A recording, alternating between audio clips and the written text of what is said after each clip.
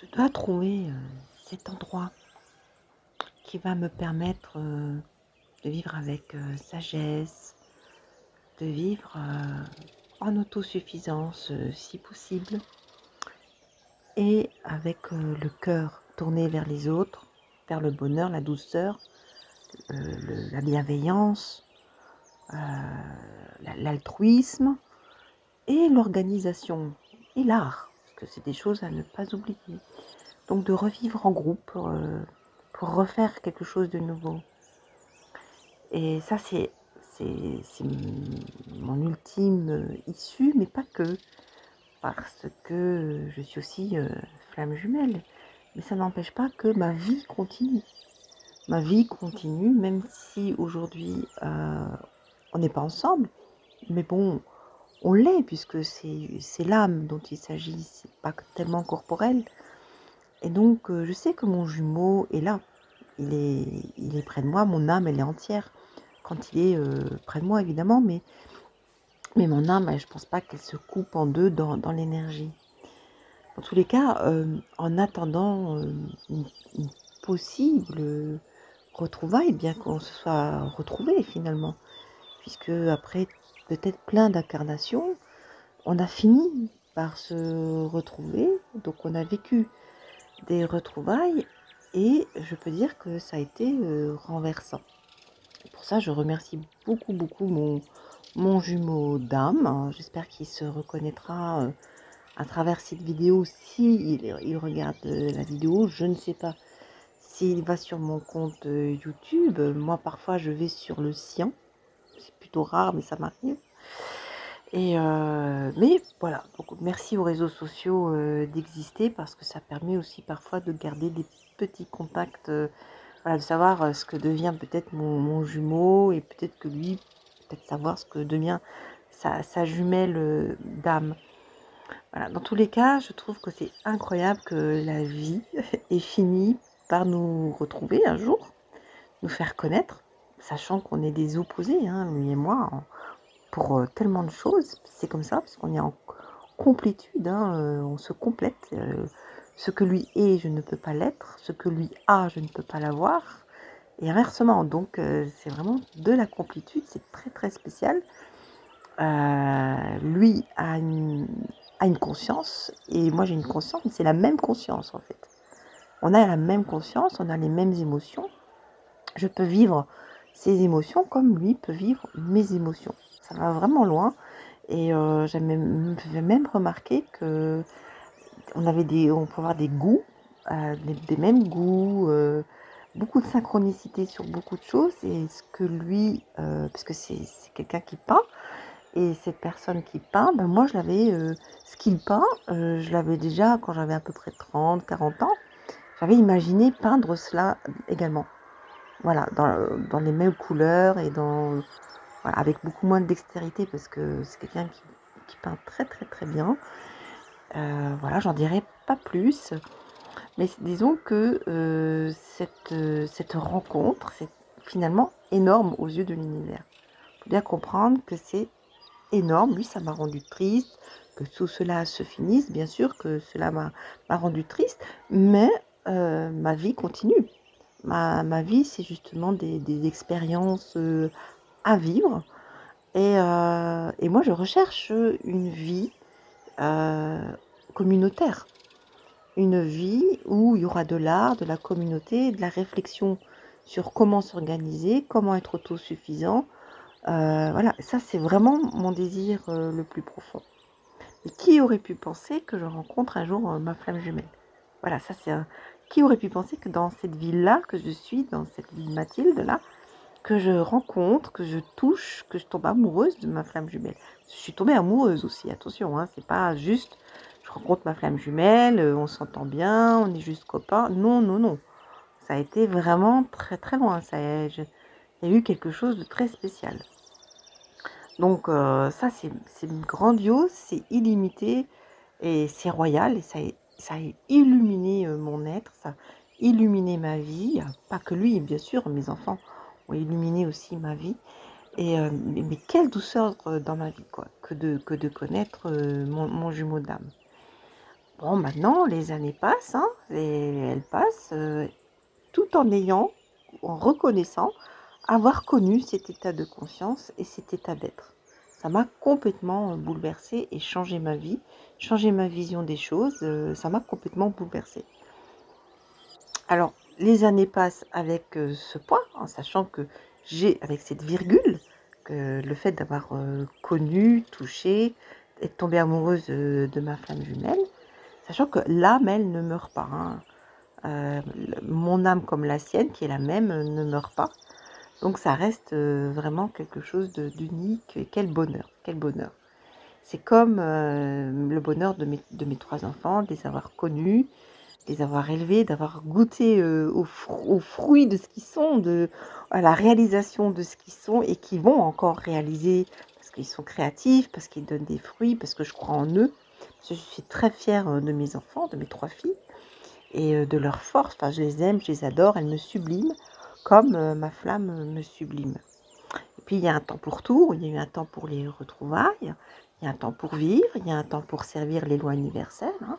Il y a un temps pour aimer son prochain, il y a un temps pour aimer, il y a un temps pour éduquer, il y a un temps pour s'éduquer aussi, s'éduquer soi-même. Donc il y a tous ces temps où l'individu évolue. Et quelle mourance si l'individu n'évolue pas. Je dirais que c'est le début de l'idiotie même, hein. Quelqu'un qui ne cherche pas à connaître autre chose qui est en dehors de ce qu'il connaît, qui va au-delà de son confort ou de ses schémas, à mon avis, bah, du coup, comme on n'évolue pas, pour moi, dans ma définition, ça reste de l'idiotie, de l'ignorance, donc qui rejoint un peu l'idiotie si je résume en fait. Donc aujourd'hui, qu'est-ce que je peux dire? Ben, je peux dire que j'ai une autre vision du monde, hein. Je n'ai plus du tout la même vision, qui est de celle de s'enorgueillir de ses compétences ou de sa réussite sociale ou professionnelle. Hein. Non, ça j'ai complètement quitté tout ça. Non, je ne comprends même pas cette posture, je ne la comprends plus. Vous voyez? Le fait de s'enorgueillir de ses compétences ou de sa réussite sociale, sa réussite professionnelle, je n'arrive même plus à comprendre ça. Et je vois la vie beaucoup plus douce et beaucoup plus cohérente parce que je ne cherche plus du tout à la concurrence, à concourir, à avoir mieux. Voilà, pas du tout, du tout. Je cherche quelque chose de beaucoup plus doux et en harmonie avec ce qu'on est vraiment. Voilà, c'est un bon, hein. C'est un vrai bon. Et la vie s'est bien chargée de me faire cheminer vers ça, que j'appelle le Shambhala. Et qui connaît et vit Shambhala connaît le bonheur, connaît la douceur, connaît l'art, connaît la poésie de la vie, connaît l'art de vivre, qui est la célébration de la vie. L'art de vivre égale célébration de la vie. Applaudissements, allez on applaudit. Alors, être mêlé au tout en reconnaissant son unicité. C'est ça, vivre dans Shambhala. Il faut pouvoir vivre dans Shambhala.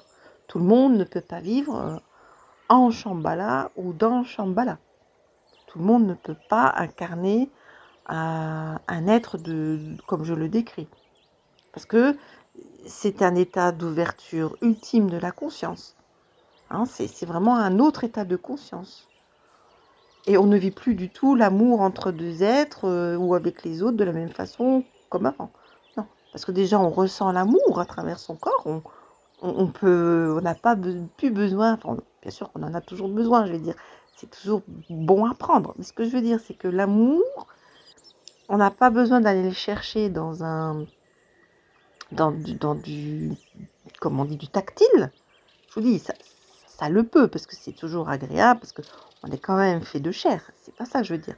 C'est que l'amour, on le ressent à l'intérieur quand on est à côté d'une personne qui nous aime et qu'on aime. Ça devient de l'énergie qu'on ressent, qui passe dans le corps et qu'on ressent, qu'on a un sens, ça s'exprime, vous voyez, et on n'a plus besoin de passer par des gestes tactiles. Mais si on passait en plus par des gestes tactiles, alors je pense que ça doit être vraiment très grandiose, vraiment grand. Donc c'est un amour différent, dans le sens où on n'a plus besoin de mise en scène. Alors celui qui voudrait conserver les mises en scène, il pourrait, mais ça serait que l'illusion, puisque l'amour est une substance que celui qui la connaît soulève des montagnes, le roc que nous sommes. Ça soulève tout ce que nous sommes, tout ce qu'on a, tout ce qu'on porte comme poids, toutes nos illusions, nos mensonges qu'on a à l'intérieur. L'amour renverse tout ça, ça soulève. Il n'y a pas plus beau que la douceur, la gentillesse, le service et la sincérité. C'est un tel degré d'élévation mentale et étatique que peu connaîtront. Parce qu'il faut être cohérent, aligné, sincère avec soi-même. Et ça demande persévérance, force, courage, compréhension. Qui dit compréhension dit intelligence. Qui dit intelligence dit l'intelligence qui sonde, qui comprend les autres et qui comprend les cœurs. Aujourd'hui, avec les hautes élévations d'énergie, tout est fait pour saisir à celui qui en fait le vœu de connaître Shambhala et ce degré mental extatique.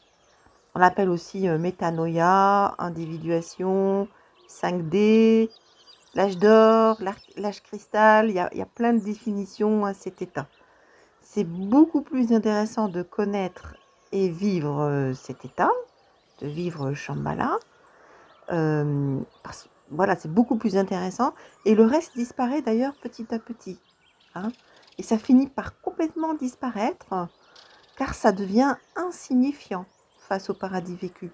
C'est tellement insignifiant que ça fait même plus partie de nos pensées, ça fait même plus partie de notre vie. On ignore complètement cette partie-là de ce qui n'est pas Shambhala. Donc tout le reste devient insignifiant et c'est comme si on ignorait cette partie-là, non pas par mépris, mais par choix. Par choix de vivre dans cet état de Shambhala, de 5D ou de métanoïa ou de l'âge d'or, l'âge de cristal, de la prise de conscience, ou je dirais la pleine conscience, hein, voilà.